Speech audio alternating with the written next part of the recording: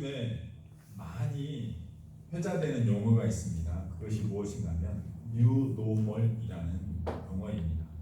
제가 가능하면 뭐 영어 단어 이런 걸 이야기하지 않으려고 하는데 이거는 좀 알으셔야 될 것 같아요. New Normal이라는 용어가 있습니다. 이 용어가 처음 사용된 것은 2004년 로저 맥넘이라는 사람에 의해서입니다. 그는요, 인터넷 시대의 세계 경제를 위협하는 요소와 새로운 가능성에 대해 탐색하면서 뉴 노멀이라는 용어로 새롭게 보편화되는 새로운 경제 환경을 정의를 했습니다. 이 용어가 사용된 이후 2008년에 미국에 금융위기가 닥치게 되는데요. 이 뉴 노멀이라는 용어는 2008년도 5월 금융위기 이후에 미국의 블룸버그 뉴스에서 언론은 리치 밀러와 매튜 벤자민에 의해서 다시 강조됩니다. 이들은 뉴 노멀을 저성장 시대의 새로운 경제적 기준의 의미로 사용하였습니다. 우리나라에서도요, 이 뉴 노멀이라는 용어는 주로 저성장이 일상화된 시대를 의미하는 용어로 사용되었습니다. 2016년 미래창조과학부에서 펴낸 10년 후 대한민국 뉴 노멀 시대의 성장 전략에서는 전반적으로 저성장이 일상화된 상황을 뉴 노멀 시대로 정의하였고, 이에 따른 경기 부진과 실업의 증가, 기존 생업 환경의 변화 등이 지속될 것을 예측하고 이에 대한 구조적인 대안을 필요함을 제시하게 됩니다. 그런데 코로나19 바이러스가 확산되면서 이 뉴 노멀이라는 개념이 조금 달라지게 됩니다. 1919년 연말에 발생해서 올해 전 세계로 확산된 코로나19 바이러스 감염증 사태 이후에 뉴 노멀이라는 용어는요, 이 감염증의 확산을 방지하기 위해서 시행된 사회적 거리두기, 그런 강력한 방역 조치에 따른 전반적인 변화를 의미하는 단어로 사용되기 시작했습니다. 그래서 대면 접촉 서비스의 불황, 언택트, 비대면이죠. 비대면 문화의 확산과 같은 새로운 사회, 문화적 변화 양상 및 그 영향으로 새롭게 개편되는 산업 구조의 의미로 사용되기 시작했다라는 것입니다. 뉴 노멀이라는 용어 자체는 새로운 기준, 새로운 표준이다라는 거예요. 초창기에는 경제 성장이 더디게 될 저성장 시대의 그런 표준화된 모습이 뉴 노멀, 새로운 기준이 될 것이다라는 그런 용어로 이 뉴 노멀이라는 용어를 사용했다면, 지금 팬데믹 시대 이후 코로나 바이러스의 확산 이후에는 이 바이러스 확산 방지를 하기 위한 여러 가지 사회적 거리두기라든가 비대면, 이런 사회적인 모습들이 새로운 기준으로 구상이 되어서 그것이 새로운 기준으로 우리 사회를 정리하고 있다라는 그런 의미가 되겠습니다. 여러분, 지금 우리는요, 뉴 노멀의 시대를 살아가고 있는 것입니다. 그것이 우리 사회에 얼마나 많은 영향을 미치는지는 이번 추석 명절을 통해서 그동안의 여러 가지 삶의 모습을 통해서 아마 익히 경험하셨을 것이라 생각이 됩니다. 그런데요, 이 뉴 노멀이라는 시대는 미리 예견된 것이었습니다. 처음에 이야기가 나오는 것이 2004년이었어요. 그리고 그것이 미국의 금융위기 이후에 더욱더 확산되는 그런 모습을 보였는데, 코로나19 바이러스로 인해서 그 뉴 노멀의 기준이 우리 앞에 확 다가오게 되었다는 것입니다. 그런데 코로나19 바이러스의 확산으로 인해서 급격하게 앞당겨진 이 뉴 노멀의 시대가 필연적으로 우리에게 요구하는 것이 있습니다. 그것은요, 언택트라는 이야기 많이 들어보셨을 거예요. 비대면, 대면에서 만나지 않는다라는 그런 의미예요. 이 뉴 노멀, 코로나 바이러스가 확산되는 이런 상황 가운데 모든 사람들에게 요구하는 것은 비대면이에요. 만나지 말라라는 거예요. 모이지 말라라는 그런 것입니다. 모이면 모일수록 이 바이러스가 확산되기 때문입니다. 그런데 이 언택트 시대, 모이지 말라라는 이러한 시대에 가장 힘든 곳이 있습니다. 그곳이 어디인가 하면 소상공인 가게들도 많이 힘들겠지만 또 힘든 곳 중에 하나가 바로 교회입니다. 교회라는 말은 문자 그대로 가르치는 모임입니다. 사람들이 모이는 것을 전제로 하는 곳이 바로 교회입니다. 교회는요, 성도들의 모임으로서 교회의 가장 중요한 사역은 모인 성도들에게 하나님에 대해서, 하나님을 믿는 신앙의 삶에 대해서 가르치는 곳입니다. 그런데 코로나19 바이러스의 창궐은 교회가 모이지 못하도록, 교회 안에 사람들이 모이지 못하도록 강요하고 있다라는 것입니다. 그래서 교회의 설자를 점점 빼앗아 가고 있는 것이 지금 우리가 살고 있는 뉴노멀의 시대입니다. 너무나 갑작스럽게 맞닥뜨린 이런 상황이기에 교회는 어떻게 이 상황을 대처해야 할지 막막할 뿐입니다. 그래서 대안으로 떠오르는 것이 온라인 예배, 이런 것들입니다. 유튜브 예배, 카카오톡으로, 또 때로는 밴드로, 실시간으로, 동영상으로 예배 드리는 것을 추구하고 있지만, 이것들의 전제는 무엇입니까? 한 자리에 모이지 않는다라는 것입니다. 그런데 여러분, 교회는요, 모였을 때 의미가 있는 거예요. 두세 사람이 모인 곳에 하나님이 함께 하시겠다라는 그 말씀의 가장 중요한 본질은 모여야 한다라는 것이죠. 모이기 힘든 이러한 때 교회가 나가야 할 길이 무엇인지 저는 터키 수아시아 7교회의 모습을 중심으로 앞으로 살펴보고자 합니다. 하나님께서 7교회에 주신 말씀들이 있어요. 그 말씀들을 이 시대 우리가 한번 다시 상고하면서 이 모임을 갖지 말라는 이 뉴노멀 시대에 우리가 어떻게, 교회가 어떻게 이 힘들고 어려운 시기를 이기며 극복해야 되는지를 차근차근 살펴보고자 하는 것입니다. 그런데 오늘은 7교회 시리즈 첫 번째 시간으로요, 요한계시록의 개요에 대해서 먼저 살펴보고자 합니다. 요한계시록 하면 굉장히 어려운 책으로 인식되어 있습니다. 그래서 요한계시록이 어떤 책인지 좀 간단하게 살펴보고 다음 주부터 7교회 시리즈로 7주 동안 살펴보도록 하겠습니다. 자, 요한계시록의 개요에 대해서 먼저 살펴보면요, 저자는요 누구입니까? 요한계시록을 기록한 사람은 말 그대로 요한이에요. 요한의 계시록이잖아요. 요한계시록. 자, 1절 말씀 한번 볼까요? 예수 그리스도의 계시라. 이는 하나님이 그에게 주사 반드시 속히 일어날 일들을 그 종들에게 보이시려고 그의 천사를 그 종 요한에게 보내어 알게 하신 것이라. 요한에게 보내서 알게 하셨다. 그리고 요한은 그 본 것을, 알게 된 것을 글로 기록해서 후대에 전하게 됩니다. 자, 기록 연대는요 주후 95에서 96년경으로 예측을 하고 있습니다. 요한이 이때까지 살았다라는 거예요. 그리고 이때 기록을 했다라고 보편적으로 알려져 있습니다. 이 시기가 언제냐면 로마 도미티안 황제 시기입니다. 도미티안의 박해로 인해서 바모섬에 유배된 상황에서 기록을 하게 됩니다. 오늘 본문 말씀은 아닌데요, 9절, 계시록 1장 9절 말씀 보면 나 요한은 너희 형제여 예수의 환난과 나라와 참음에 동참하는 자라. 하나님의 말씀과 예수를 증언하였으므로 말미암아 반모라는 섬에 있었더니, 하나님의 말씀과 예수를 증언함으로 인해서 반모라는 섬에 유배를 갔었는데 라는 그런 의미지요. 사도 요한은요 박해로 인해서 순교당하지 않은 유일한 제자로 알려져 있습니다. 예수님의 제자인 사도들은 대부분 그들이 사역하던 장소에서 여러 가지 갖가지 모습으로, 또 비참한 모습으로, 또 때로는 순교를 당하게 되는데요, 사도 요한만은 이런 죽음을, 순교적인 죽음을 면하고 요한계시록을 기록하게 되는 것입니다.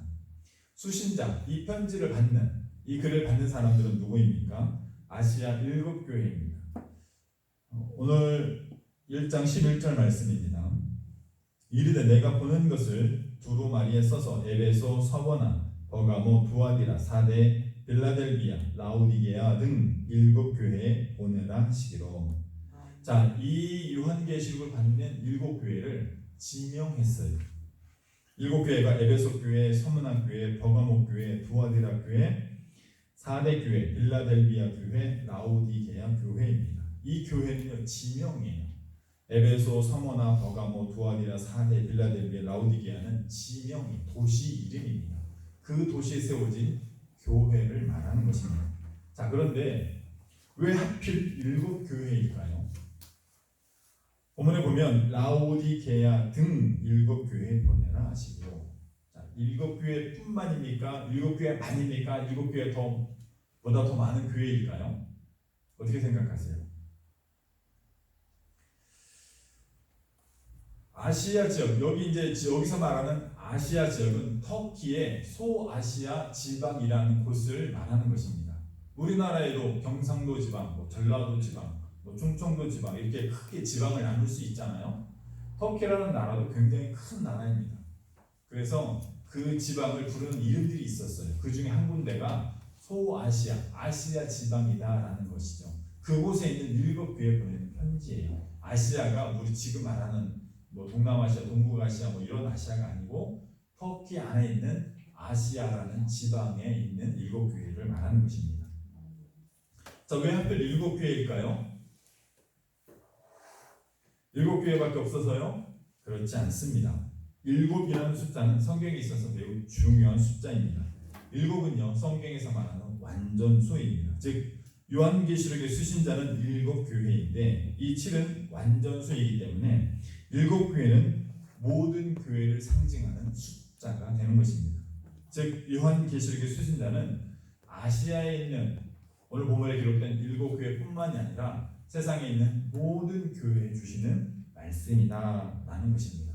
그렇게 이해를 하시면 되겠습니다. 자, 그러면 요한계시록의 내용은 어떤 것들일까요?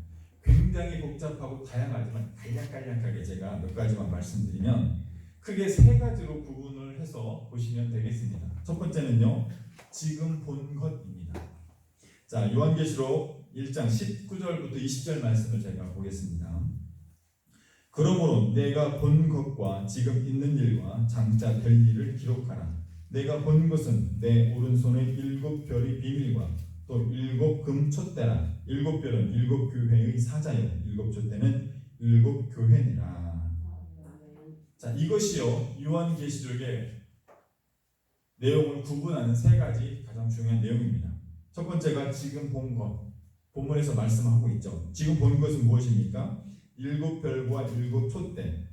7별은요 또 무엇인지 자세하게 설명까지 해주시고 있어요. 7별은 7교회의 사자랍니다. 사자, 하나님의 사자, 대리자, 이런 선지자 이런 의미예요. 쉽게 말하면 목회자다라고 생각을 하시면 됩니다. 7촛대는요 7교회입니다. 7교회는요 단순하게 7개의 교회가 아니라 모든 교회를 의미하는 거죠. 그렇다면 모든 목회자, 모든 교회들에게 주시는 말씀이라고 앞서 말씀드린 것처럼 그런 식으로 이해를 하시면 되겠습니다. 자, 지금 본 것은 이것으로 끝이에요. 그렇죠? 그리고 지금 있는 일에 대해서 이제 또 이야기합니다. 지금 있는 일이요. 내용적으로 보면 2장 1절부터 3장 22절까지 7교회에 주시는 말씀이 지금 있는 일입니다. 그래서 7교회에 관한 내용, 7교회에 주시는 말씀으로 우리가 이제 다음 주부터 저희와 함께 다음 주부터 7주 동안 살펴볼 7교회에 대한 내용이 지금 있는 일입니다.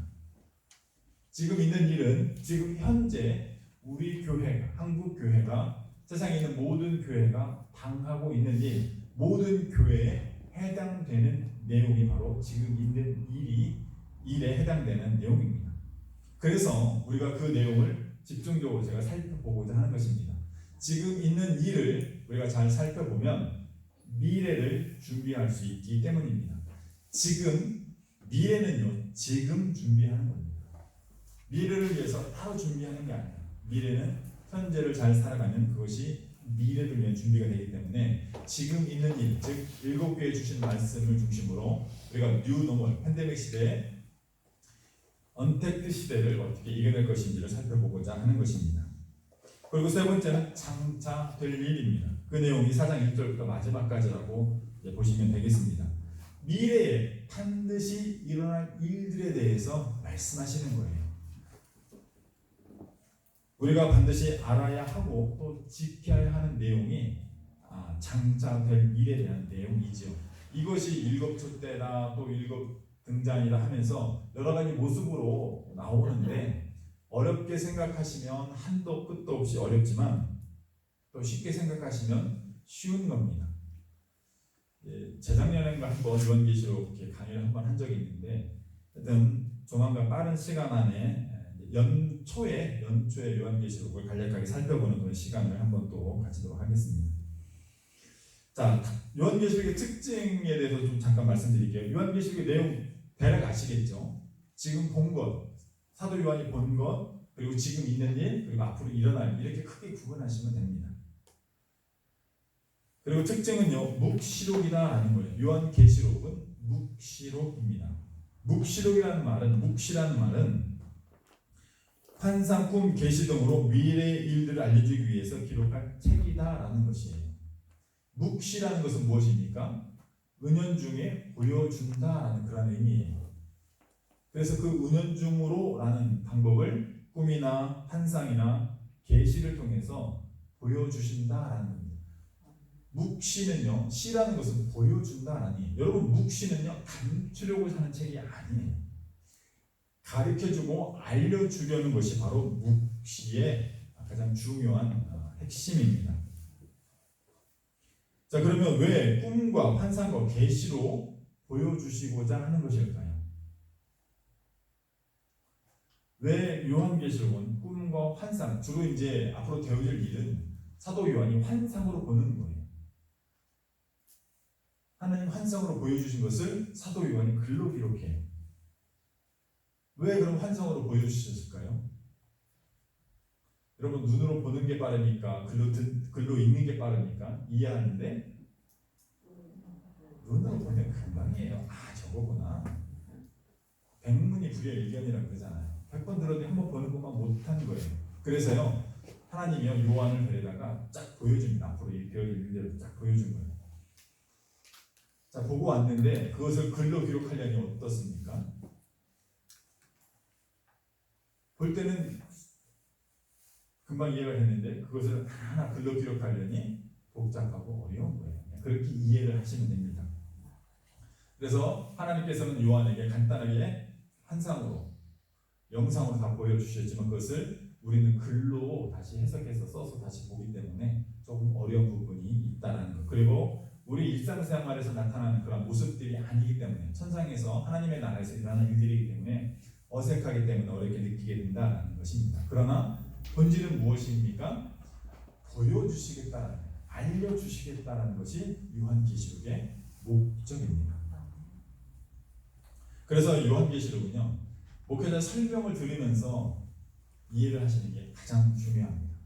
혼자서 내가 독학으로 공부해야지 안 됩니다. 수많은 이단 사설들이요, 요한계시록을 잘못 해석해서 발생한 것을 지금 현재 우리가 경험하고 있습니다. 그렇기 때문에 요한계시록은 꼭 목회자 설명을 들으면서 이해를 하시면, 읽으시면 좋겠다라는 말씀을 드립니다.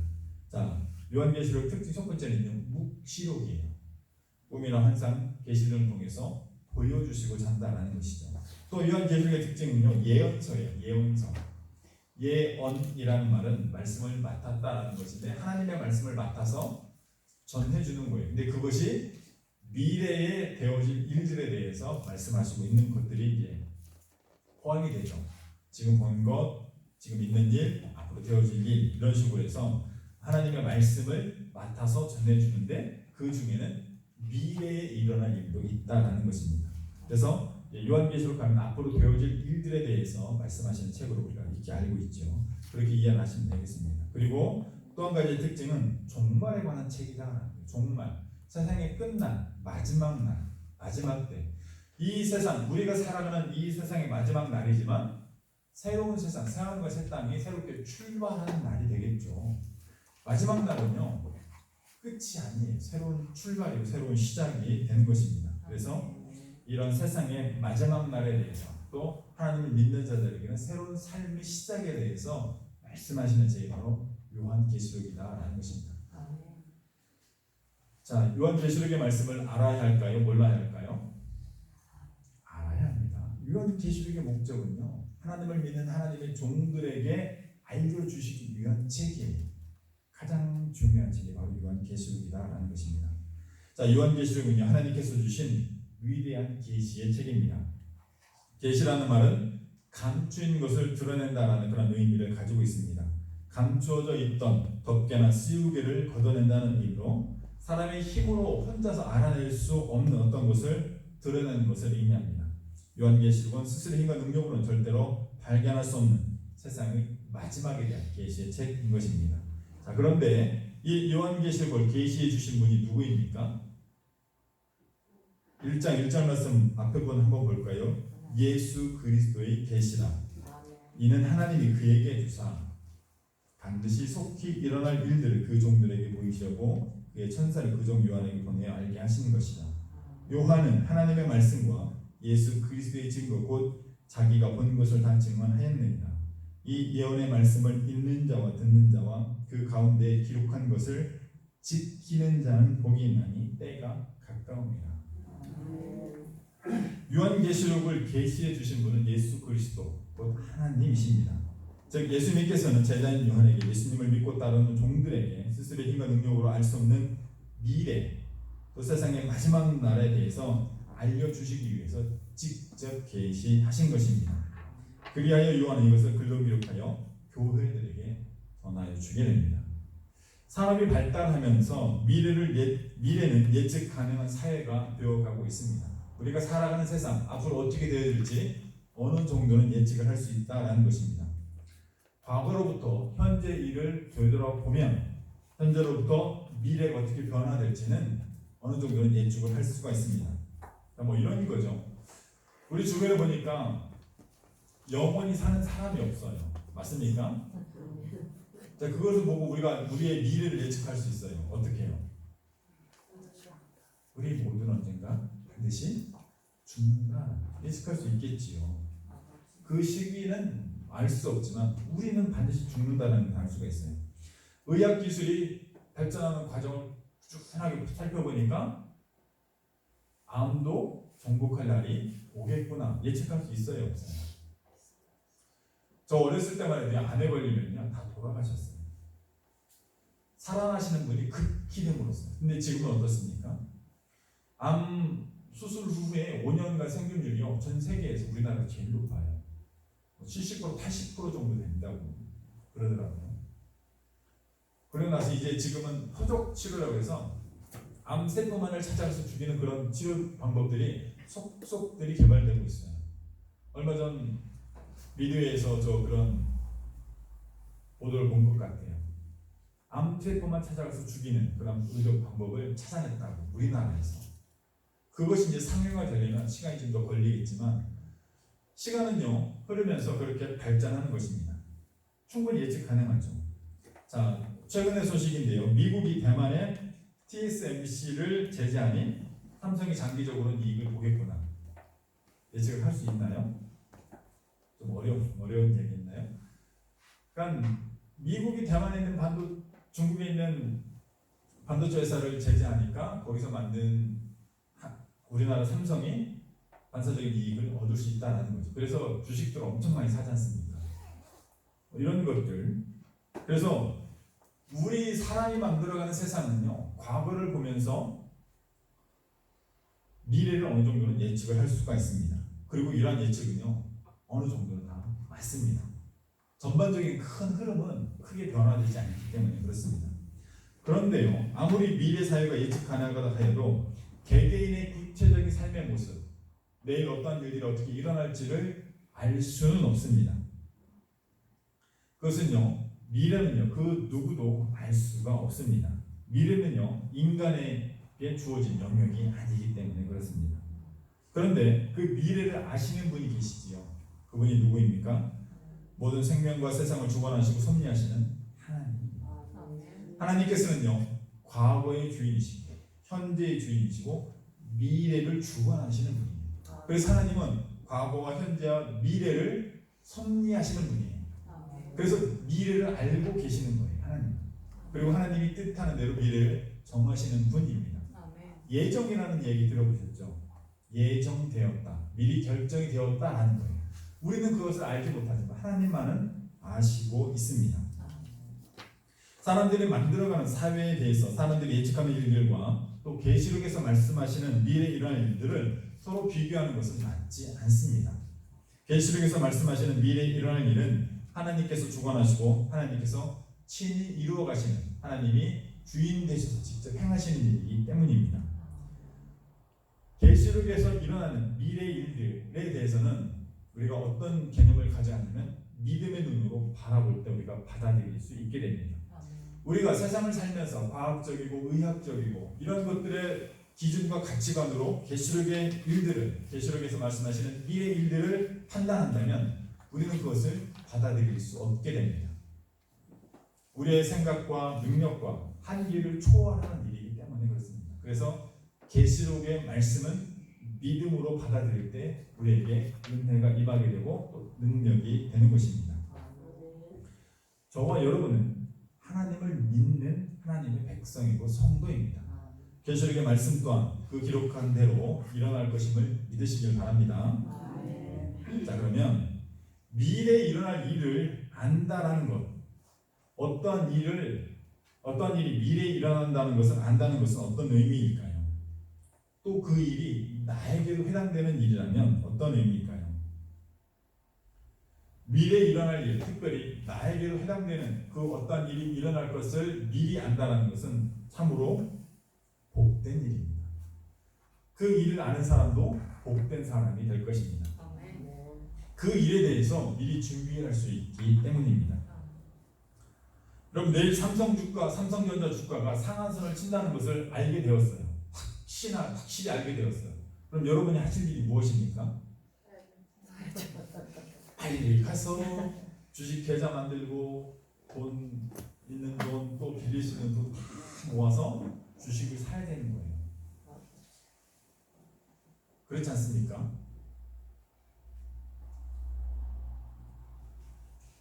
미래에 어떠한 일이 일어날 것인가를 아는 것은 참으로 복된다라는 것입니다. 그런데요, 요한계시록에서 마지막 날에 대해서 우리에게 말씀하시고 있습니다. 또 지금 그 마지막 날을 현재 우리가 어떻게 준비해야 될지도 말씀하시고 있어요. 그것이 일곱 교회에 주시는 말씀인 것입니다. 자, 이제 말씀을 마치고자 합니다. 우리는 지금 우리가 원하지 않는 뉴노멀, 언택트의 시대에 살고 있습니다. 뉴노멀의 시대는 앞으로 교회에게 더 큰 시련을 가져다 줄 것입니다. 그러나 하나님께서는 우리에게 반드시 일어날 확정된 미래의 일들을 알려주셨습니다. 하나님은 하나님을 믿는 모든 성도들에게 미래에 반드시 일어날 일이 무엇인지 알려주시며 이것을 알고 지키는 자에게 복이 있다 말씀하시고 있습니다. 앞으로 교회는 점점 더 어려워질 것이고 성도들의 신앙도 점점 약해져 갈 것입니다. 이러한데 하나님의 계시의 말씀, 요한계시록의 말씀을 읽고 들으며 그 말씀을 지켜 행함으로 하나님의 은혜 가운데 복된 삶을 살아가는 여러분이 다 되시기를 바랍니다. 기도하겠습니다.